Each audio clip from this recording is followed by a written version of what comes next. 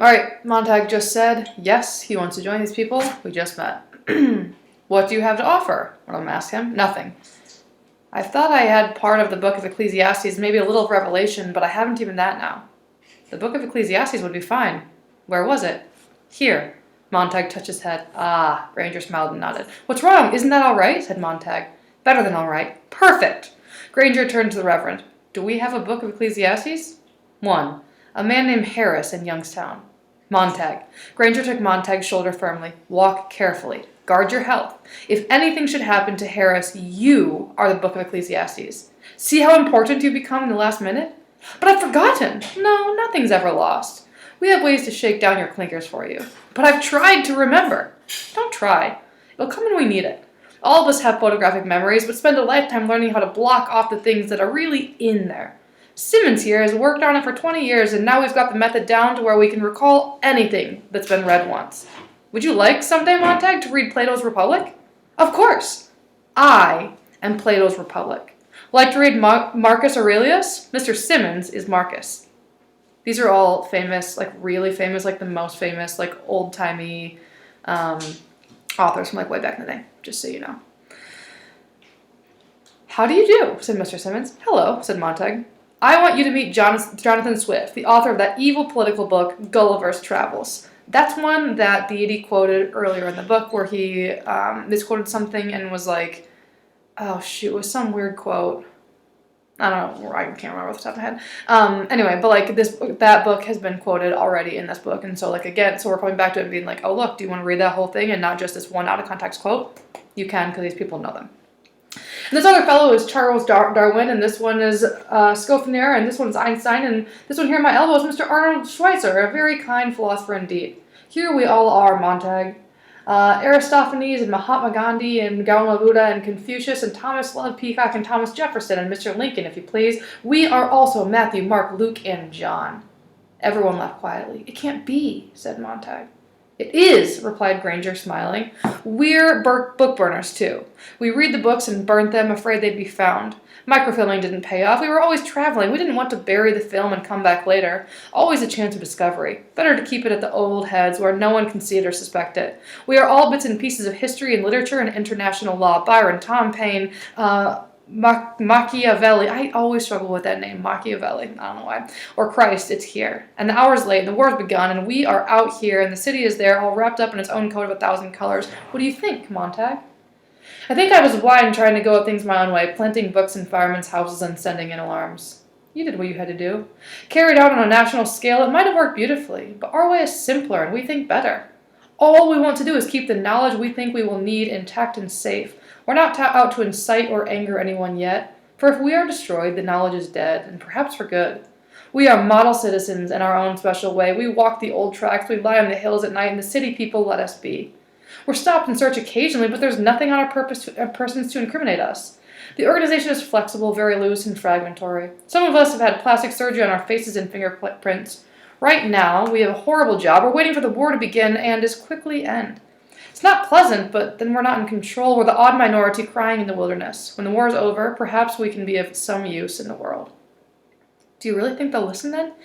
If not, we'll just have to wait. We'll pass the books on to our children by word of mouth and let our children wait in turn on the other people. A lot will be lost that way, of course, but you can't make people listen. I think yes, you can't make people listen.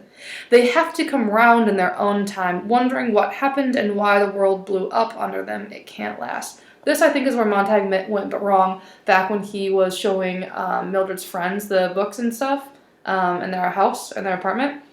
Because you can't make people listen who aren't, like, ready to listen, you know? You can't just, like, yell at them and scream at them. They're going to get defensive. In some ways you have to wait, but in some ways you also just have to, like, speak more gently, right? Like, I don't know that these guys should be as long as they want to wait, but I appreciate that they're trying to at least, like, go about it in a good, smart way. How many of you are there? Thousands on the roads, the abandoned rail tracks, tonight bums on the outside, libraries inside. It wasn't planned at first. Each man had a book he wanted to remember and did. Then, over a period of 20 years or so, we met each other, traveling, and got the loose network together and set out a plan.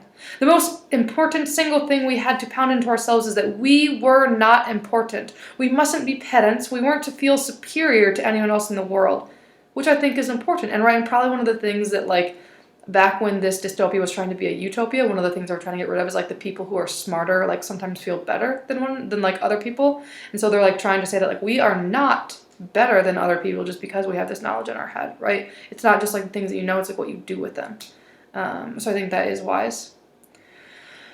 We're nothing more than dust jackets for books of no significance otherwise. Some of us live in small towns. Chapter 1 of Thoreau's Walden in Green River. Chapter 2 in Willow Farm, Maine. Why, there's even one town in Maryland, only 27 people, no bomb will ever touch that town, is a complete essays of a man named Bertrand Russell. Pick up that town almost and flip the pages, so many pages to a person. And when the war's over, someday, some year, the books can be written again. The people will be called in one by one to recite what they know, and we'll set it up and type and until another dark age when we might have to do the whole damn thing over again. That's the wonderful thing about man. He never gets so discouraged or disgusted that he gives up doing all over again because he knows very well it is important and worth doing. I love that. I hope that that's true. I think that it is true. The wonderful thing about man is that he never gets so discouraged. People never get so discouraged that they give up totally. I hope that's true about humanity as a whole, that like somewhere, sometime we will keep doing stuff, the stuff that's worth doing. What do we do tonight? Asked Montag. Wait, said Granger, and moved downstream a little ways just in case. He began throwing dust and dirt in the fire. The other men helped, and Montag helped, and there in the wilderness the men all moved their hands, putting out the fire together. They stood by the river in the starlight. Montag saw the luminous dial of his waterproof. 5 o'clock in the morning. Another year ticked by in a single hour, and dawn waiting beyond the far bank of the river. Why do you trust me? Said Montag. A man moved in the darkness. The look of you is enough. You haven't seen yourself in the mirror lately. Beyond that, the city has never cared so much about us to bother with an elaborate chase like this to find us. A few crackpots with verses in their heads can't touch them, and they know it, and we know it, and everyone knows it. So long as the vast population doesn't wander about quoting the Magna Carta and the Constitution, it's all right. The firemen were enough to check that now and then. No, the cities don't bother us. And you look like hell. They moved along the bank of the river going south. Montag tried to see the men's faces, and the old faces he remembered from the firelight, lined and tired. He was looking for a brightness, a resolve, a triumph over tomorrow that hardly seemed to be there. Perhaps he expected their faces to burn and glitter with the knowledge they carried, to glow as lanterns glow with the light in them. But all the light had come from the campfire, and these men seemed no different than the others who had run a long race, searched a long search, seen good things destroyed, and now, very late, were gathered to wait for the end of the party and the blowing out of the lamps.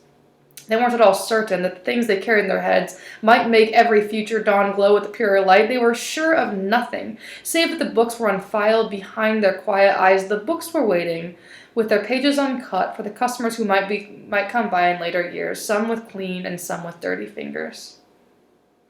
And so I think what Montag is getting at here is like he thought everything was going to be different now, and it's not. It's just men saying like, we have knowledge, but like, knowledge by itself is not enough. It's, again, like what you choose to do with that. And so these men are like full of hope, but also it's not necessarily what like the immediate change or the immediate type of hope that Montag was looking for. It's like we are just going to keep knowledge, and like maybe people will use it for the good, and maybe they'll use it for bad, but like that's not for us to decide. You know what I mean? It's not for us to decide what we're going to do. We're just going to keep track of things and hope that people listen and do well with it in the future.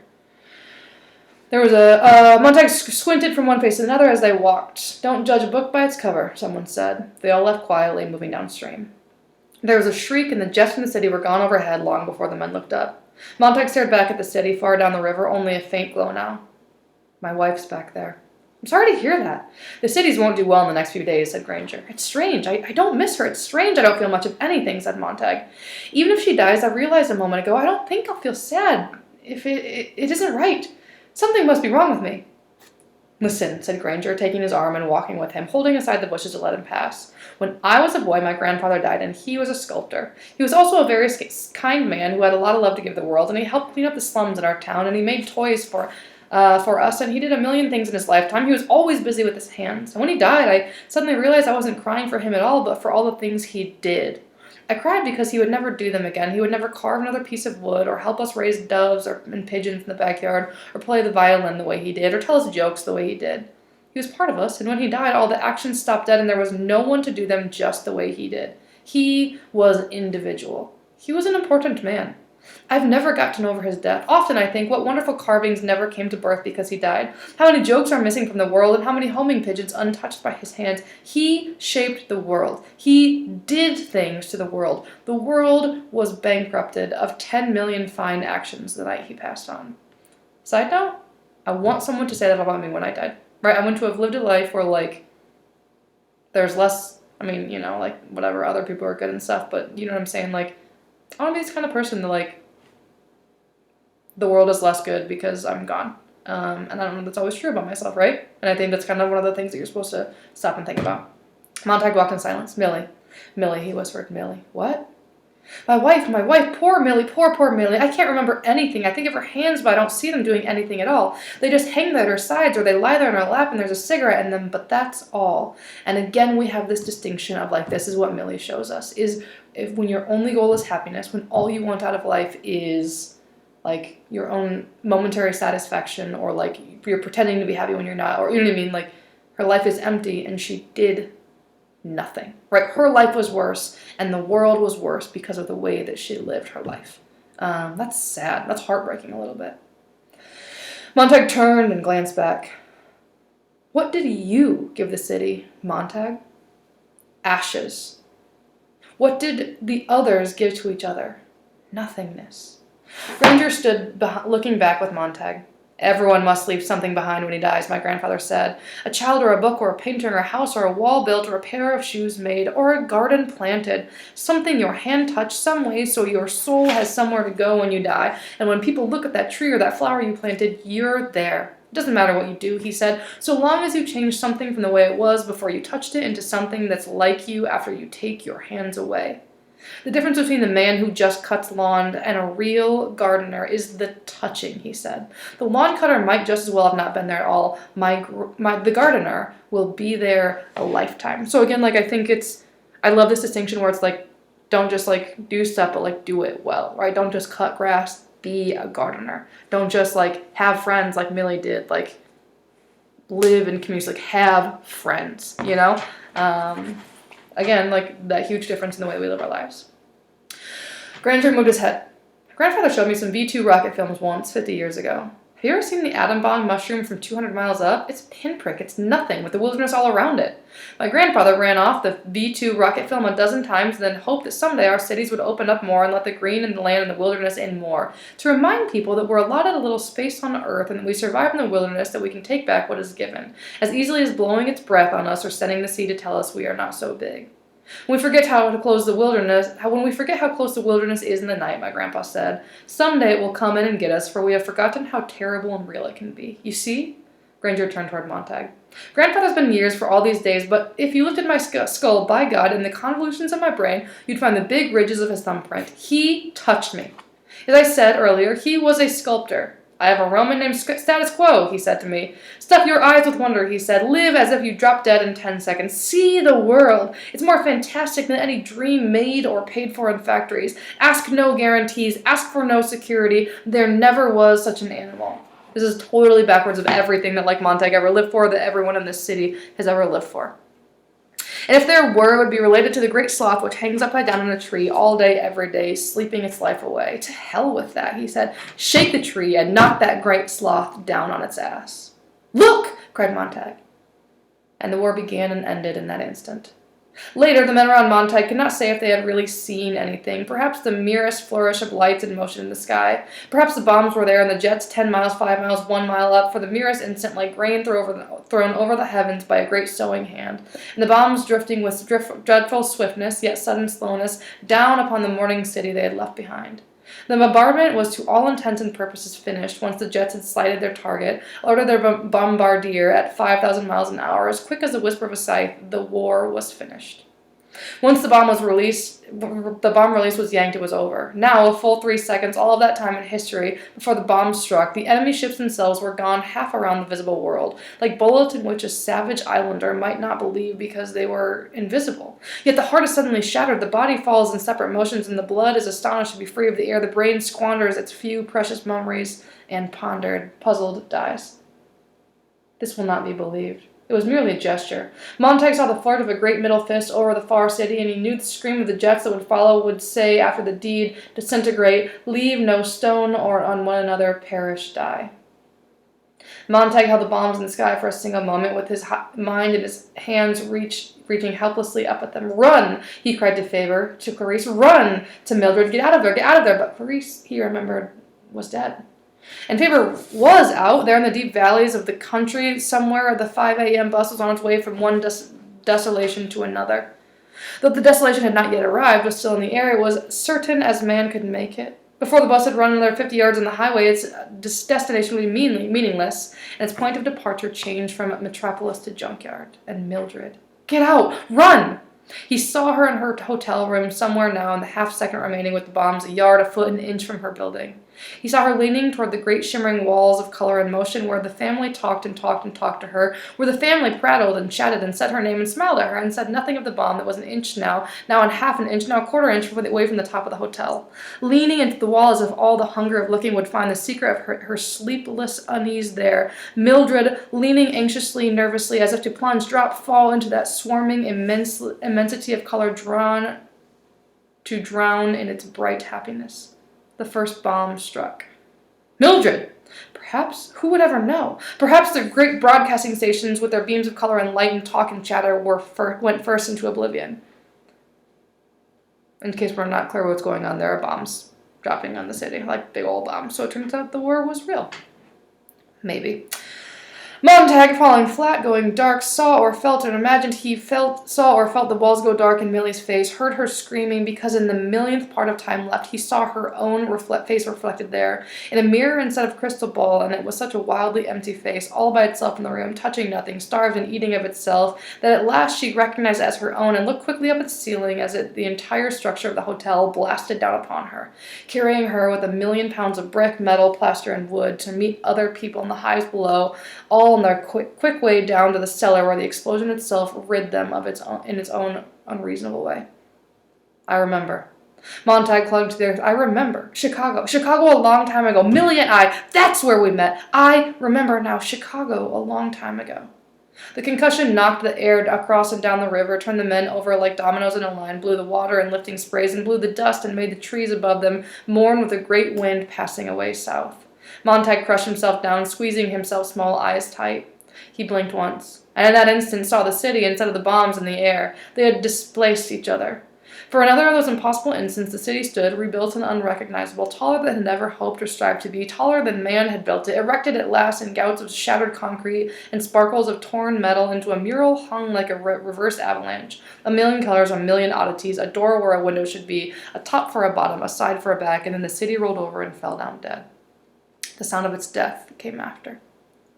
Montag, lying there, eyes gritted shut with dust, a fine wet cement of dust in his now shut mouth, gasping and crying, now thought again, I remember something else. What is it? Oh, yes, part of Ecclesiastes and Revelation, part of that book, part of it, quick now, quick before it gets away, before the shock wears off, before the wind dies, book of Ecclesiastes, here. He said it over to himself silently, lying flat on the trembling earth. He said the words of it many times until they were perfect without trying, and there was no Denham's dentifrice anywhere. It was just the preacher by himself, standing there in his mind, looking at him. There, said a voice. The men lay gasping like fish laid out in the grass. They held to the earth as children hold to familiar things, no matter how cold or dead, no matter what has happened or will happen. Their fingers were clawed into the dirt, and they were all shouting to keep their eardrums from bursting, to keep their sanity from bursting, mouths open. Montag shouted with them, a protest against the wind that ripped their faces and tore at their lips, making their noses bleed. Montag watched the great dust settle and the great silence move down upon the world. And lying there, it seemed that he saw every single grain of dust and every blade of grass, and that he heard every cry and shout and whisper going up into the world now. Silence fell down in sifting dust, and all the leisure they might need to look around to gather the reality of this day into their senses. Montag looked across the river. We'll go on the river. He looked at the old railroad tracks. Or we'll go that way. Or we'll walk on the highways now, and we'll have time to put things into ourselves, and someday, after it sets in a long time, it'll come out our hands and our mouths, and a lot of it will be wrong, but just enough of it will be right. We'll start walking today and see the world and the way the world walks around and talks, the way it really looks. I want to see everything now.